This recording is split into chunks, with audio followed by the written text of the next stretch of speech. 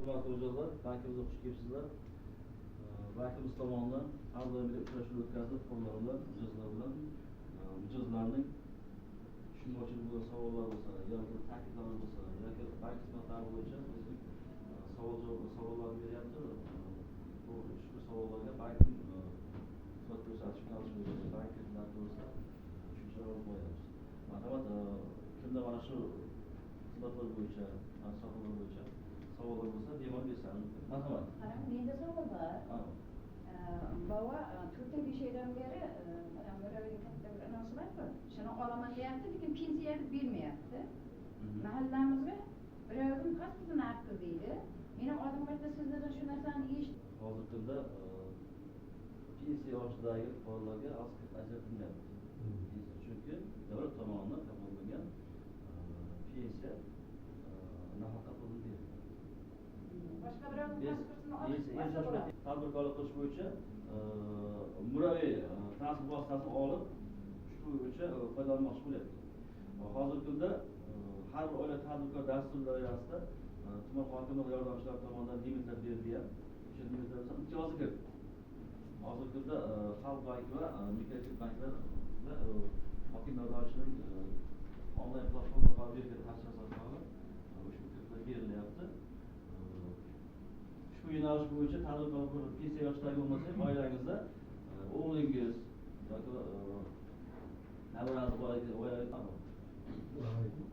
Endi chorvachilik qilishga ehtiyoj bor. Shularga kirib imkoniyat qanday bo'ladi?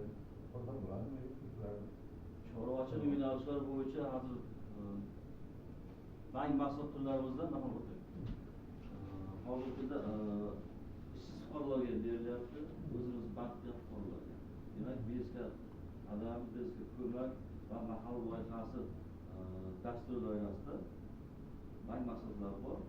Ushbu yo'nalish bo'yicha ketyapti. Endi demak, bu yo'nalish bo'yicha ishsiz fuqarolarga o'zimiz bank qilgan bo'lsa, tuman soliq organiga o'zimiz bank qilgan bo'lsa, guvohnoma olib o'sha yerda guvohnoma qanday yo'nalishda?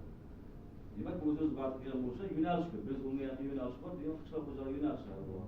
Xizmat ko'rsatish yo'nalishlari bor. Ishlab chiqarish yo'nalishlari bor. Va hokazo o'zining bandligini, demak, chorvachilik yo'nalishi bo'lsa, chorvachilik yo'nalishi, qishloq xo'jaligi bo'yicha chorvachilik yo'nalishini tanlab o'zimiz bank qilsa, tumanimizda har mahallalarda mahalla agentlarimiz bor, mahalla banklarimiz olib ketyapti. Bemalol shu mahalla banki va agentga uchrashsangiz, sizlarga ko'rib, sharoitingiz bo'yicha tavsiyalar beradi. Tavsiyalar bergan orqali biz hozirgi bankda to'g'ri hisoblasak, ayollarga 23% berilyapti, erkaklarga 22% berilyapti. Demak, bizga qalam 5 million so'mgacha, bizga ko'mak 17 million so'mgacha, mahalla loyihamiz asli 50 million so'mgacha beriladi. Bunda ta'minot sifatida 3-shaxs kafilligi yoki sudda bosib shaxs talab etiladi. Bunda plastik kartaga mahalla loyihamiz muddati uzunroq 60 gacha beriladi, 2 yil imtiyozlar bilan plastik kartani tushirib beriladi. Shu plastik kartaga tushirib berilganda chorvachilik yo'nalishi bo'yicha mahalliy chorvada bemalol bozordan sotib olishingiz mumkin. Bemalol o'zingiz qabul qilasiz. Marhamat, marhamat. Men tadbirkor bo'lmoqchiman, rais. Shunga kredit ajratishga qanday? Tadbirkor yo'nalishi bo'yicha hozirgi kunda 2024-yil sentyabr oyida Prezidentimizning qarori bo'yicha 312 son qaror kuchga kirdi. Ichki subyektlarni kiritlash, mikrokreditlash bo'yicha hozirgi kunda xo'jalik yuritish subyekti ochilgan.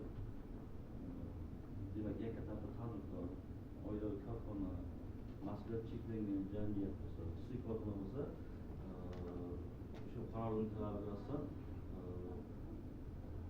davlat xizmat markazining ro'yxatga o'tgan kredit olishgan bo'lishi kerak. Kredit tarixi deymiz, kredit tarixi ijobiy bo'lgan tadbirkor yo'nalishlarga 100 million so'mgacha biz garov ajratiladi. Ya'ni 100 million 300 million so'mgacha garov ta'minoti bilan ajratiladi. Bunda imtiyozlar bor, chunki Bandiqon tumani bilan xizmat ko'rsatgan Bandiqon tumani qizil tumanlar 5 toifaga kirgani uchun, demak, ayol tadbirkorlarga 17%, erkak tadbirkorlarga 19%.